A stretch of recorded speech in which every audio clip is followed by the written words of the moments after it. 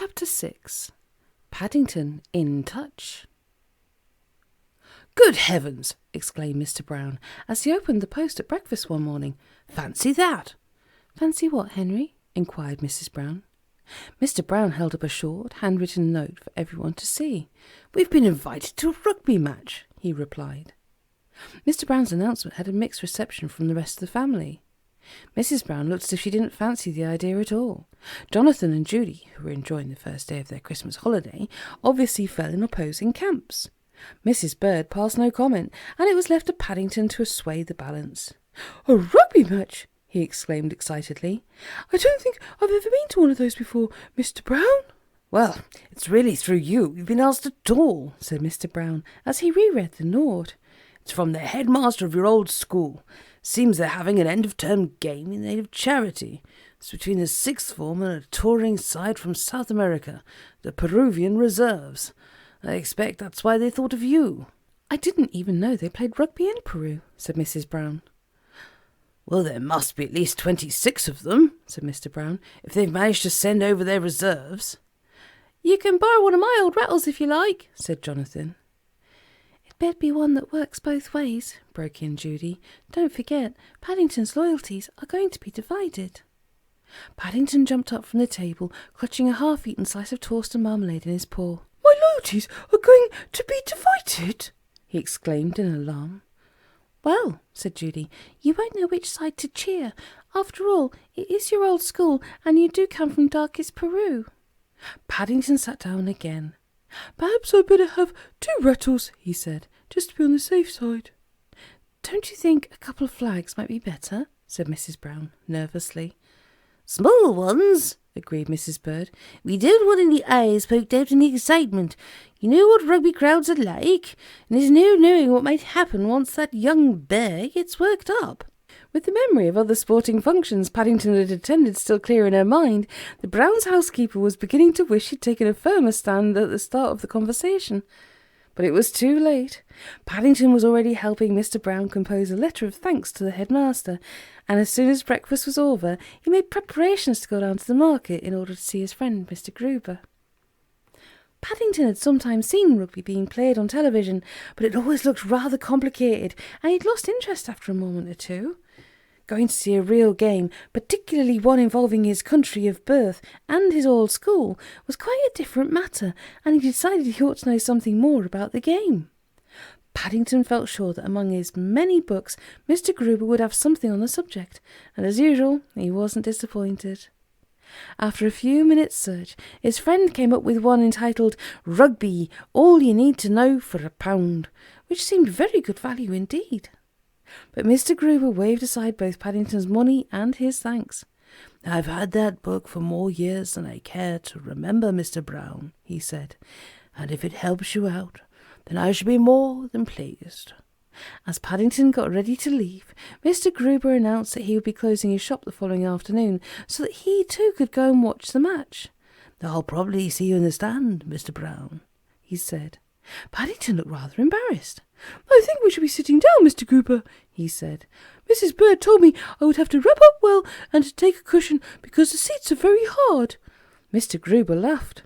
"When you go to a rugby match, Mr. Brown," he said, "they call the places where you sit stands.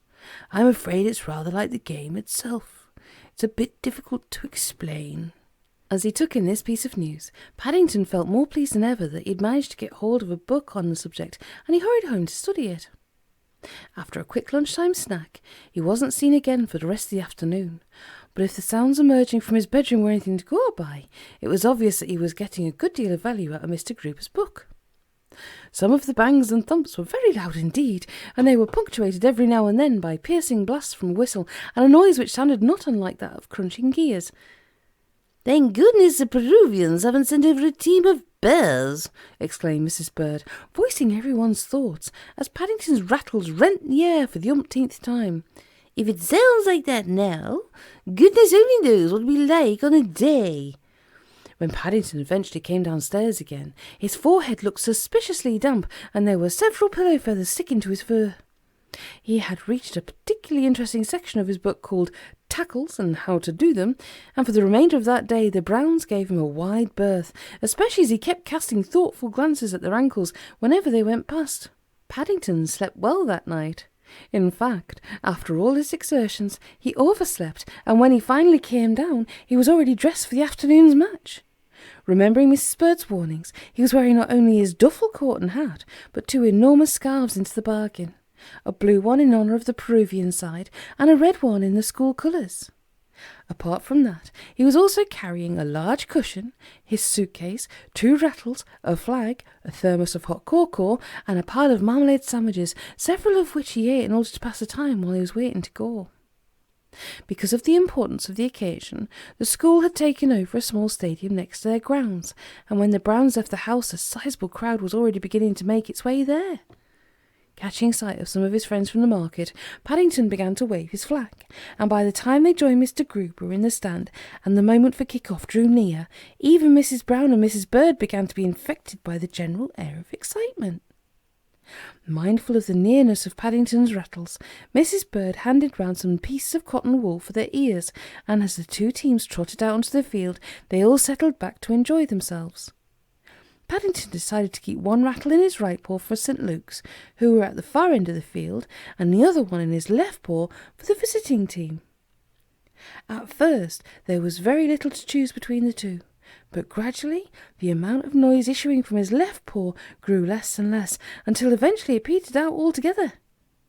It was clear from the start that, good though they were, the visiting side were no match for Paddington's old school. The 6th form towered above their opponents, and no matter how hard they tried, the Peruvian forwards couldn't penetrate the defences. In fact, the only good thing about it all was that, for the most part, play took place at the end of the field where the Browns were sitting, so that Paddington had a good view of the game. Despite reading Mr. Gruber's book, he was hard put to follow what was going on. As far as he could make out, as soon as anyone picked up the ball, the referee blew the whistle and they had to put it down again, after which most of the players formed up in a circle with their heads together as if they were having some kind of discussion. Paddington grew more and more upset as the game progressed, and when, towards the end of the first half, one of the Peruvian players was sent off the field for what seemed like no reason at all, he looked very unhappy indeed. Far from being divided, his loyalties were now almost completely on the side of the visitors. "I'm afraid he's been sent off because he's got what they call a loose arm," explained Mr. Gruber, when he saw the look on Paddington's face. Paddington gave the referee a hard stare. "I'm not surprised," he exclaimed. In his letter to the Browns, the headmaster had said the match was to be a friendly one, but from where Paddington was sitting, it looked as if the game was getting rougher with every passing moment. The way the Peruvians kept getting thrown to the ground, he wouldn't have been surprised if some of them had been sent off with loose legs as well. During the interval, Mr. Gruber explained that having a loose arm simply meant that the player in question hadn't been holding on to the man next to him in the scrum, and that he'd been sent off because he'd been guilty of the offence more than once. "A scrum," said Mr. Gruber, "is when the players form up into a group with their arms around each other in order to restart the game. It's very important to have it properly conducted." Mr. Gruber went on to list the various reasons for stopping and starting the game, but Paddington's mind was far away, and when, just after the middle of the second half, yet another of the Peruvian players retired hurt, he could scarcely contain his indignation. Mr. Brown glanced at his programme. "That's hard luck," he said. "They're only allowed 2 substitutes, and it seems they still have several players on the injured list from the last game. That means they'll be 1 short for the rest of the match." "Crikey," said Jonathan. "They're 8 points down already. They don't stand a chance." He looked around in order to sympathise with Paddington, but, to his surprise, the space next to Mr. Gruber was empty. "I think young Mr. Brown is taking things rather to heart," said Mr. Gruber. "He's gone off somewhere." "Oh dear," said Mrs. Brown nervously. "I do hope he doesn't get lost in the crowd." The words were hardly out of her mouth when Judy jumped up from her seat with excitement. "Look!" she cried, pointing towards the field. "There he is!" Following the direction of her gaze, the Browns saw a familiar figure in a duffel coat and hat hurrying across the pitch. "Oh gosh!" groaned Jonathan. "Just Paddington!" The match was being refereed by the St. Luke's games teacher, and he'd been about to blow his whistle to restart it when something about the way the crowd was cheering made him pause. He turned and stared at the approaching figure in surprise. "Excuse me," said Paddington, "but I've come to offer my services. I'd like to join the Peruvian reserves, please." The games teacher looked at him uneasily. Although he hadn't actually met Paddington before, he knew all about him from the other teachers. "I'm very sorry," he said, "but I don't think I can allow that. It really has to be someone from the country concerned." "I am from Peru," said Paddington firmly. "Darkest Peru, and I'm very concerned." "It's true, sir," broke in the school captain. "I'm sure the head wouldn't mind." The games teacher ran his fingers round his collar. "It's all highly irregular," he said. "I'm really supposed to know the names of any substitutes before the match, but—" He looked around nervously as sounds of unrest came from the crowd. "It is in aid of charity, and, if no one objects—" "We certainly don't," said the St. Luke's captain sportingly. "All right," said the games teacher, turning to Paddington. "I'll hold at play for a moment while you get rid of your duffel coat." "Get rid of my duffel coat!" exclaimed Paddington hotly. He gave the teacher a hard stare. "I'm afraid I can't do that. Mrs. Bird said I have to wrap up well." The games teacher gave a sigh. He knew he was fighting a losing battle. "Perhaps," he said, as the other players gathered around, "you'd better meet the rest of your side." "You are good at rugby, no?" asked the Peruvian captain, as he shook Paddington's paw while he introduced the other members of his team. "Well, no," agreed Paddington. "You see, I haven't actually played before, but I've read all about it in a book Mr. Brewer lent me, and I practiced some tackles in my bedroom yesterday with one of my pillows."